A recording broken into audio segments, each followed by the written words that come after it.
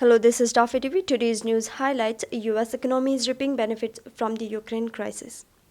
The US-led Western blocs announced a series of sanctions against Russia on Sunday, shaking stocks, currencies, and futures across global markets. Brent crude futures rose to $98.11 a barrel in London on Monday, up by 4.4%. The price of gold exceeded $1,900 an ounce, while the euro and pound fell by 1.25% and 0.6% respectively against the US dollar. The offshore Chinese yuan fell 145 basis points against the dollar, and the Russian currency plunged from 83 rubles on February 25 to 117 rubles per dollar 3 days later. The risk aversion of capital markets increased sharply, with capital clearly flowing to the US. Foreign financial analysts noted that on the currency front, the US dollar is now the king, which can provide liquidity and hedge risks at the same time. The beneficiary of all the current turmoil in global markets is the US, while the Russia-Ukraine conflict looks to be exactly aligned with US interest. First, the crisis has greatly increased US natural gas exports to the Europe, which used to purchase more than 40% of its gas from Russia.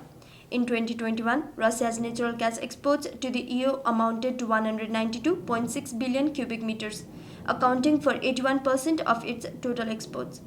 The gas was mainly delivered by pipeline through Ukraine and the Nord Stream 1, which have both been cut off after the conflict broke out.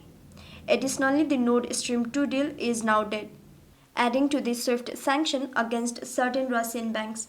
Gas exports to Europe will shrink sharply, and the US, which has recorded a surge in gas production in recent years, is ready to fill the gap. Second, the crisis will strengthen the US dollar and attract global capital flows.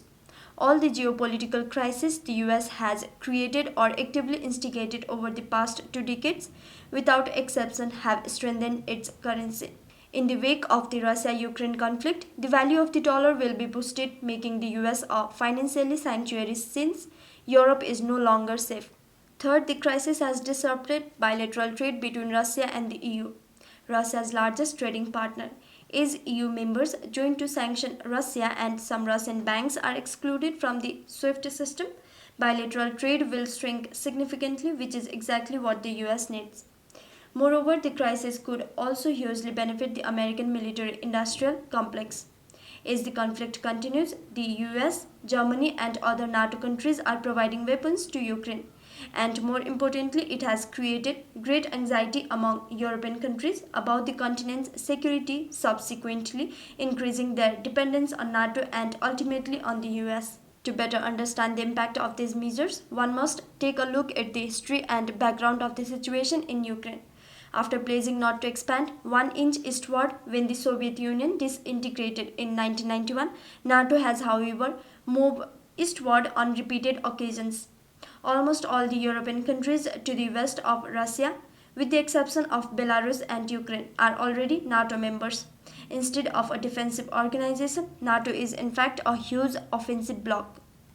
Why, regardless of Russia's request, is the US still refusing to make concessions and promise not to include Ukraine in NATO? The truth is that the US needs this crisis, although these economic factors do not entirely explain why the US needs the conflict. More importantly, the crisis is in line with the US geopolitical interest and its hegemonic position. Understanding the economic drivers behind the situation could help us to have a clear picture about the nature of the crisis. Currently, the Russian and Ukrainian sides have started negotiations, and it is hoped that a balanced peace agreement that takes into account the security interest of all parties can be reached soon. All countries should make efforts to promote world peace. The article was written based on a commentary by He Wewen, a senior research fellow from the Chongyang Institute for Financial Studies at the Renmin University, and the report is posted in Global Times. With this, we are at the end of the report. If you are liking our content, then don't forget to like, share, subscribe to our channel. Thank you.